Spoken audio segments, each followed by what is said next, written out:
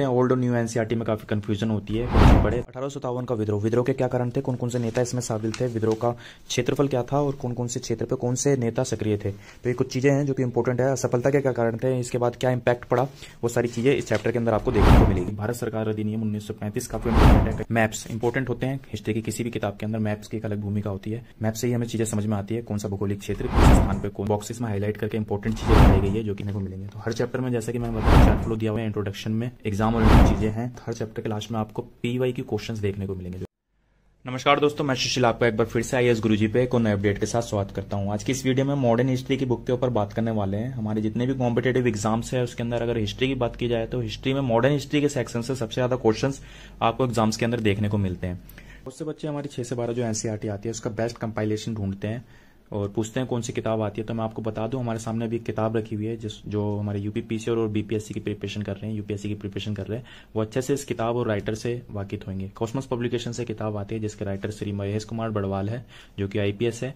इनकी एक NCERT series में आने वाली ये 10वीं सीरीज है जो कि आपके आधुनिक भारत का इतिहास के ऊपर रहने वाली है। कई बच्चे पूछते हैं ओल्ड और न्यू एनसीईआरटी में काफी कंफ्यूजन होती है, कौन सी पढ़े? तो मैं आपको बता दूं दोनों ही किताबों का कंपाइल करके इस किताब के अंदर लिया गया है डाटा, जो कि आपका एग्जाम पॉइंट ऑफ व्यू से जितना भी डाटा इंपॉर्टेंट रहता है उसको लिया गया है।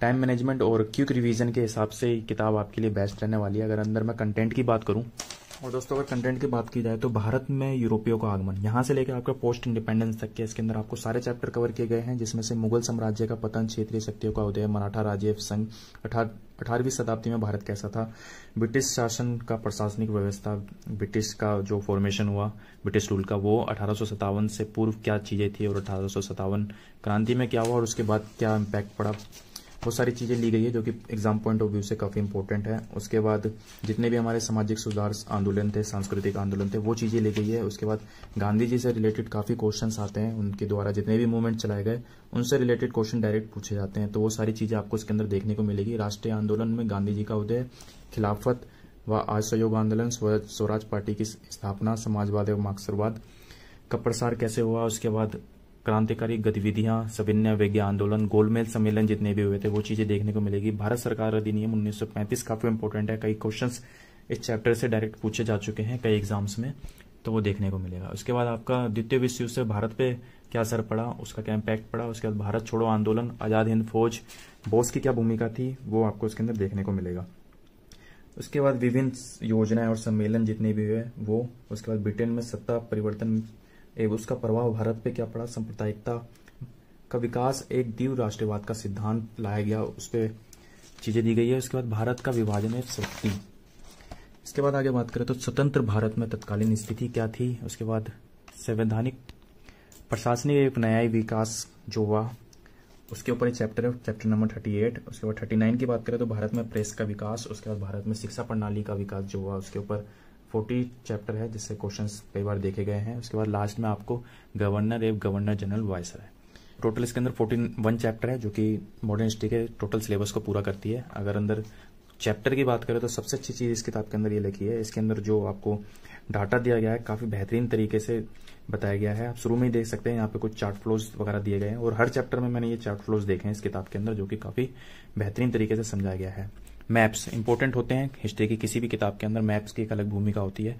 मैप से ही हमें चीजें समझ में आती है कौन सा भौगोलिक क्षेत्र किस स्थान पे कौन सा क्षेत्र था और उस टाइम में क्या वहां की स्थिति परिस्थिति थी।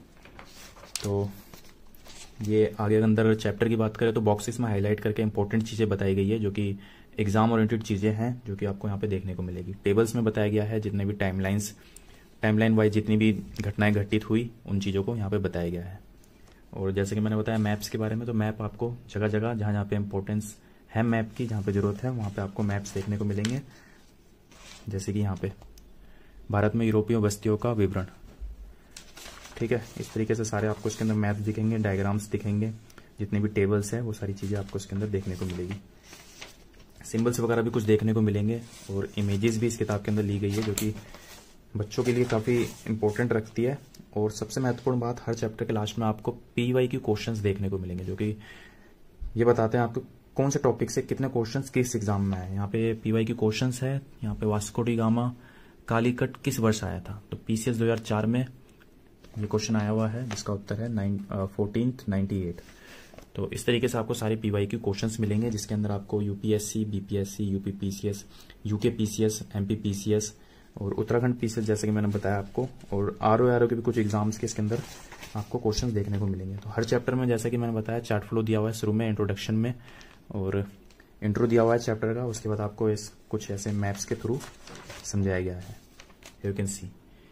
तो काफ़ी बेहतरीन तरीके से समझाया गया। मॉडर्न हिस्ट्री और हिस्ट्री में वैसे भी कहानियों की तरह हम पढ़ते हैं, और आपको अगर ऐसी किताब मिलती है तो आपको और मजा आने वाला है, एग्जाम में आप कुछ नहीं भूलने वाले हो। सारी बुक में आपको ऐसी डाटा मिलेगा। 2 कलर में एक किताब है आपकी, you can see. Chapter number 3 है आपका, इसमें भी आपको शुरू में चार्ट फ्लो देखने को मिलेगा इंट्रोडक्शन में। देन उसके बाद टेबल में इंपॉर्टेंट चीज़ें, सबसे इंपॉर्टेंट चीज़ इस किताब की जो लैंग्वेज है बाकी किताबों से बहुत ईजी ली गई है। अगर आप पढ़ेंगे तो आपको समझ में आएगा कि कितनी ईजी लैंग्वेज में इसके अंदर आपको चीज़ें दी गई है। और दूसरी बात ये, कई किताबों में एरर होता है, तो ये किताब जो आती है कॉस्मोस पब्लिकेशन से, इसके अंदर मेरे को अभी तक एक भी एरर नहीं मिला, और काफ़ी बेहतरीन इसके अंदर जितना भी डाटा लिया हुआ है, एक्यूरेट डाटा आपको इसके अंदर देखने को मिलेगा।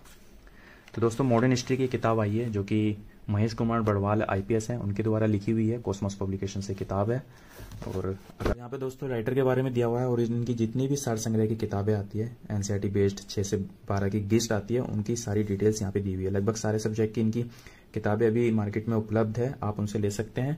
और यहाँ पे राय बुक शॉप का नंबर है, इस नंबर पे व्हाट्सएप और कॉल करके पूरे भारत में किताब अपने घर तक आप मंगा सकते हैं। अगर आप UPSC, UP PCS, BPSC, UK PCS, MP PCS की प्रिपरेशन कर रहे हैं, या फिर किसी अदर स्टेट PCS की प्रिपरेशन कर रहे हैं, तो NCERT की एक बहुत भूमिका रहती है, बहुत बड़ी भूमिका रहती है। तो ये किताब आपके लिए रामबाण साबित हो सकती है।